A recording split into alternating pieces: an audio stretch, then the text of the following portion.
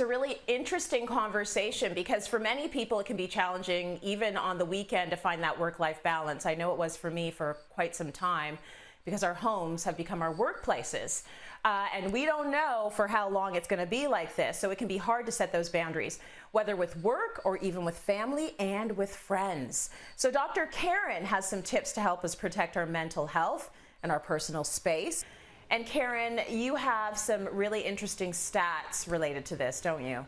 I sure do, Trace. This is such an important topic. More, it's always been important, but even more so is really important. So a few kind of like scary stats actually around this. So this comes out of Mental Health Research Canada, that before COVID, 5% of people actually reported fairly high levels of anxiety. That has now gone to 20%. 20%. Depression has gone from 4% to 10%. So everything is kind of escalating just because of the amount of emotional stuff we're actually all carrying. And the other one that's really interesting as a stat, as we're thinking about work and working from home, comes out of Stanford Institute for Economic Policy Research, and they actually have always talked about the benefits of actually working from home. I certainly, as a leadership relationship expert, I love to encourage people to working from home, but now they're actually saying that they're actually seeing that productivity is actually decreasing because we're not just like working from home, we're working from home and kids and our office is like on the kitchen and there's no sense of boundaries. And so what's happening is we're actually seeing the productivity actually potentially going down, and obviously it's causing in terms of mental health as well. So a lot of kind of things to kind of process, and which is why it's so important we're talking about this topic. I love that you always come armed with the tips that are going to help us out. So you've got 4 tips that can help us with this one. And the first one is balance equals boundaries. So tell us what you mean by that, Karen.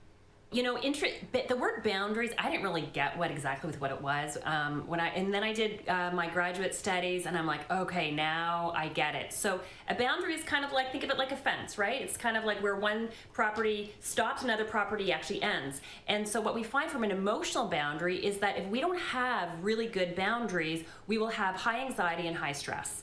And so it's really important.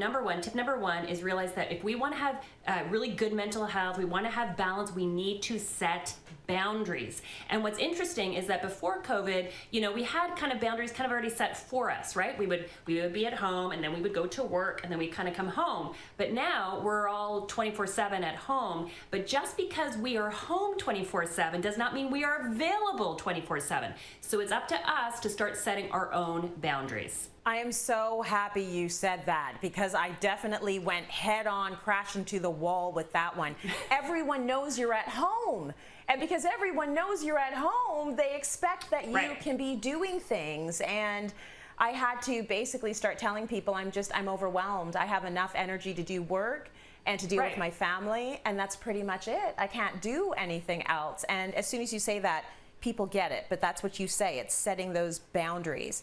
So your next tip is identify your ideal boundaries. What do you mean by that? So every one of us needs to individually figure out what is our ideal boundary. And this will be different if you're an entrepreneur, stay-at-home parent, an employee. Like, it's going to be different, but the same principle actually applies.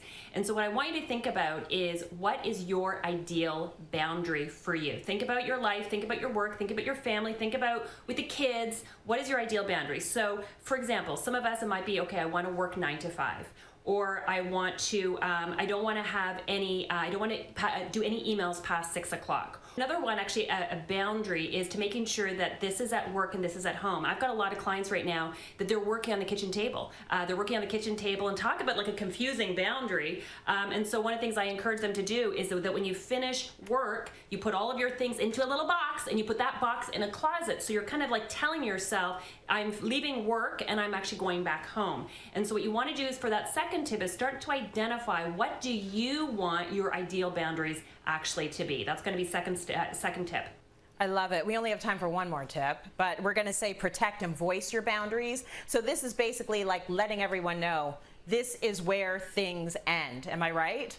You got it. And the whole point about this is that it's not anybody else's job to figure out your boundaries. It is all of our own individual responsibilities to teach everybody else our boundary. So if you don't want to work past 6 o'clock, you might have to tell the people kind of around you, just say, FYI, just so you know, my best hours are like kind of 8 to 12, so I respond to all my emails at that point. So as I have some people actually that actually are doing it on their actual email signature, they're actually communicating it that way in terms of what their hours are. So you can kind of be kind of creative about it. The point is that it's not anybody else's job to figure out our own boundaries. It is our job to communicate our boundaries to those actually around us. Thank you so much for that crucial information.